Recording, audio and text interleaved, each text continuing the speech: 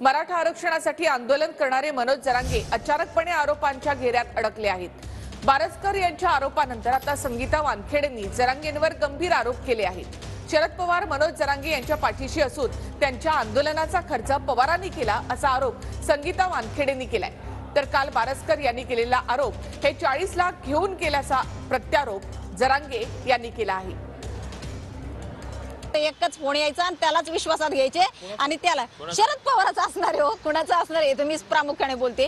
Sharad पवाराचाच phone त्या माणसाला चालू आहे। अख्खे आंदोलन जे काय उभारले गेलेत ना, आंदोलनाचा खर्च जो काय आहे ना तो शरद पवारांनीच केलेला आहे। हे येईल कालांतराने। त्यांनी जे काय महाराष्ट्राला वेड बनवलं, जे काय तिथं दंगल घडली का घडवली, खरंच त्याचा सरकारने ना शोध लावावा। ज्यावेळेस तो संतन फिंतन तुकाराम महाराजांचा एकेरीवर उच्चार केला, मी म्हणलं जरांगे तुझे 100 अपराध भरले, मी बोलणारच नाही त्याला जरांगे पाटील म्हणणार नाही, मला मारून टाका जरांगेला जरांग्या। आणि ते कमिशनर ते म्हणले काय, आणि काय सुरू केलं, तुझ्या आईचा मी बोलणार नाही पुढे, टिंब टिंब टिंब टिंब। जरांगे यांचा हेकेखोरपणा आम्ही आणवला 23 डिसेंबरला कन्हैया हॉटेल म्हणून आहे, तिथं पहिली गुप्त मिटिंग झाली, ती म्हणजे इंटरनेटवर आहे।